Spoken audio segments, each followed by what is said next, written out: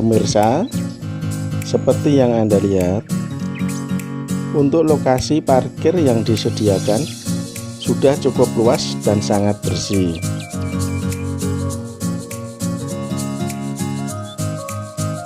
Salam budaya, selamat siang pemirsa. Jumpa lagi dengan kami dalam channel YouTube Satwa Jendro. Saat ini kami sedang berada di air terjun Singokromo yang berada di Desa Ngliman, Kecamatan Sawan, Kabupaten Nganjuk, Jawa Timur. Ikuti terus perjalanan kami menuju air terjun Singokromo. Selamat menyaksikan.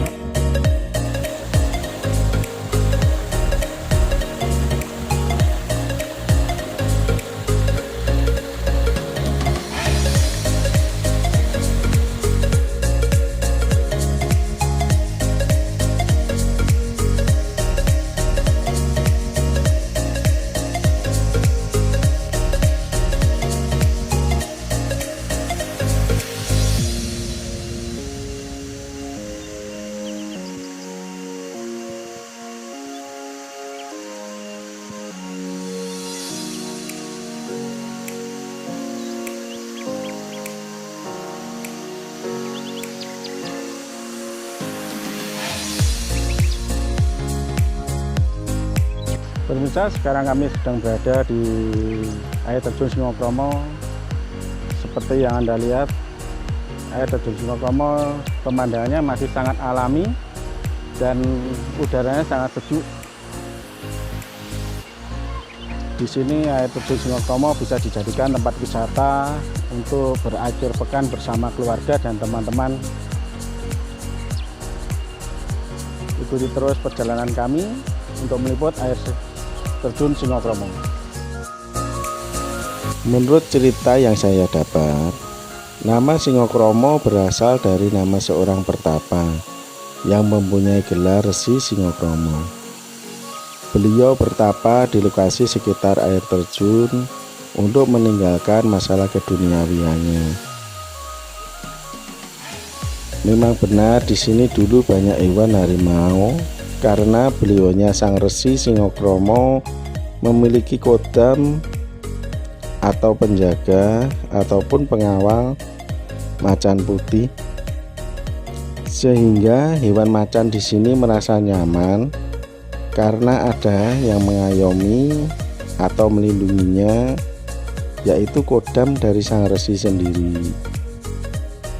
Menurut cerita yang saya dapat juga, air terjun Singokromo merupakan air terjun urutan nomor 11 dan memiliki keistimewaan yang berbeda dari air terjun yang lain, karena air terjun Singokromo merupakan pertemuan dari 3 mata air terjun sekaligus. Air terjun Singokromo sendiri memiliki ketinggian sekitar 20 meter dan bisa saudara lihat kondisi air terjun Singokromo masih terlihat jernih dan sekitar air terjun Singokromo masih tampak asri dan alami.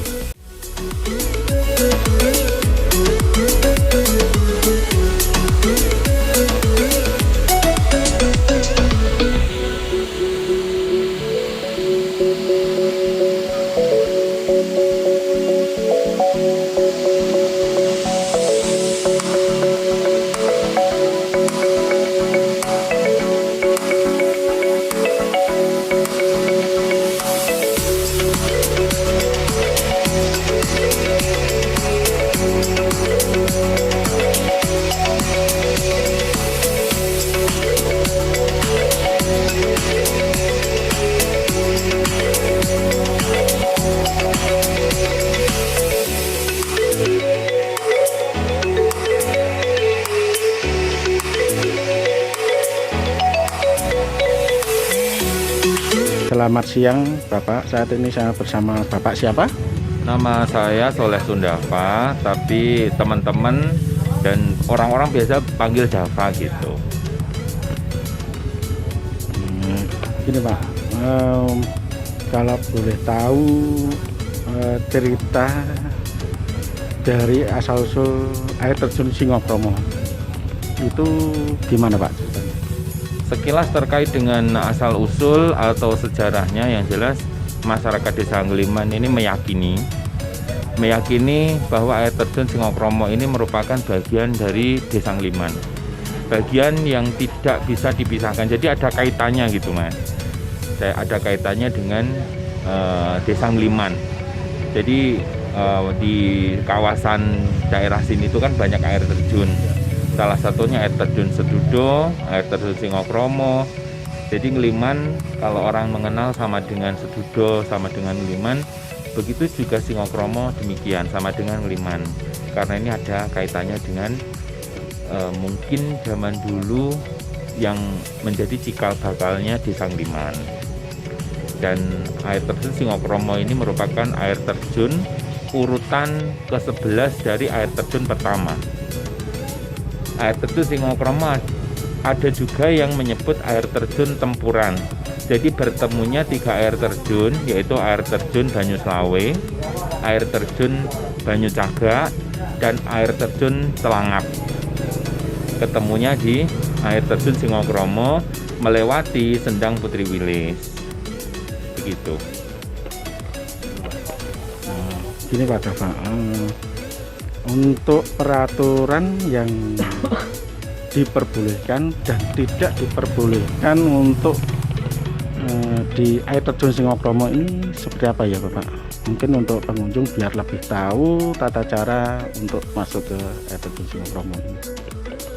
Jadi begini, pada dasarnya semua tempat itu saya kira sama ya Mas ya. Dalam artian begini, cerminan daripada hidup rukun berdampingan itu kan tidak hanya kita manusia dengan manusia yang berbeda keyakinan, beda ras, beda suku. Akan tetapi kita juga harus berdampingan dengan alam. Jadi yang menjadi pantangan, saya kira juga menjadi pantangan di semua tempat, bahwa semua orang yang berkunjung ke daerah, apalagi notabene adalah hutan, itu mereka harus menjaga attitude, kesopanan, terus juga perkataan. Yang berikutnya, kalau di sini sendiri itu yang paling penting adalah bagi kaum hawa yang sedang berhalangan atau haid, itu tidak melakukan mandi. Jadi itu yang menjadi pantangan sebenarnya.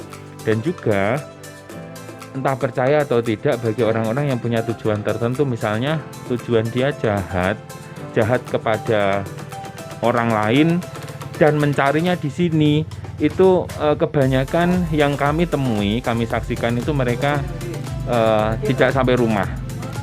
Dalam artian tidak sampai rumah itu ada saja sesuatu yang mereka alami sehingga menjadikan mereka mengerti bahwa ini adalah sesuatu yang salah yang saya lakukan.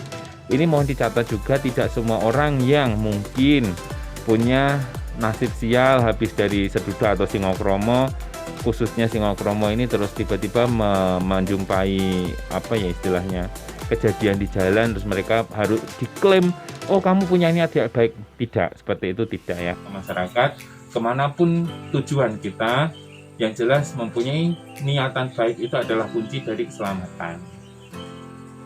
Jadi yang perlu dicatat adalah tidak semua orang yang apabila dia dari tempat tertentu pulangnya celaka dan lain sebagainya, ternyata dia orang yang punya niatan tidak baik, tidak seperti itu.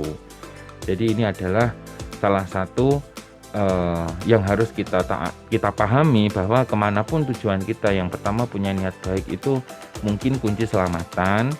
Dengan faktor pendukung kita harus tetap berhati-hati di jalan. Sedangkan khasiat dari air terjun Singokromo, di hari-hari tertentu memang banyak yang melakukan ritual di sini. Ritual secara pribadi dengan tata cara dia menurut keyakinan dia, ataupun ritual yang dipandu oleh sesepuh dari pengelola. Jadi ritual itu adalah ritual yang mereka punya masalah dalam rumah tangga, masalah dalam pribadi. Salah satunya adalah khasiat kalau di Sedudo itu kan mitosnya yang apa namanya beredar, bukan mitos ya. Mitos itu kan sesuatu yang diyakini silahkan, tidak juga tidak apa-apa gitu ya. Itu kalau mandi di sana berkah airnya adalah awet muda. Kalau di Singokromo, berkah air di sini itu membuka aura, sehingga orang-orang yang mungkin merasa jauh dengan jodoh itu, sehingga dia lantaran mandi di sini dapat barokah airnya. Tentu saja menggunakan ritual, melalui ritual tertentu, itu tujuannya untuk mendekatkan jodoh. Yang kedua, bagi orang rumah tangga yang sudah lama mungkin menanti momongan belum dikaruniai putra, itu juga barokah airnya itu bisa untuk itu.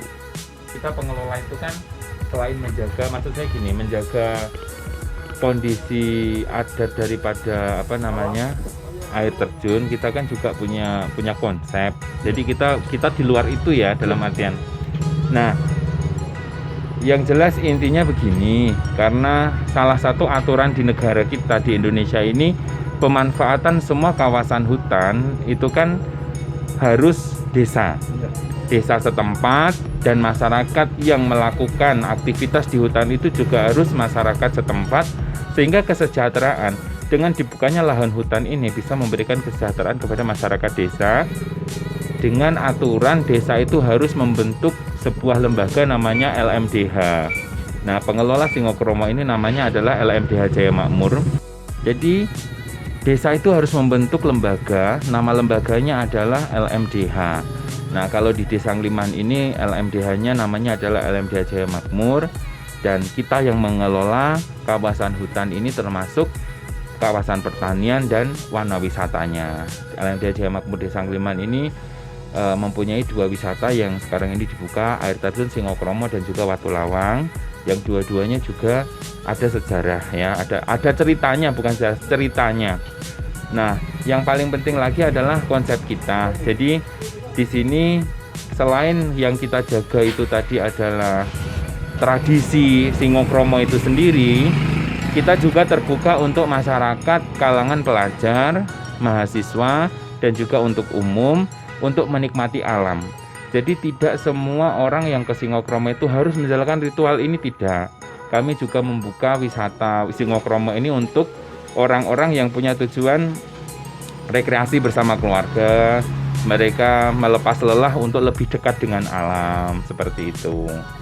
Dan itu yang menjadi misi kita, supaya masyarakat di Desa Ngliman ini juga mempunyai tambahan pemasukan. Jadi ada ekonomi kreatif yang kita sumbangkan untuk menopang dan juga mendukung penambahan kemasukan masyarakat.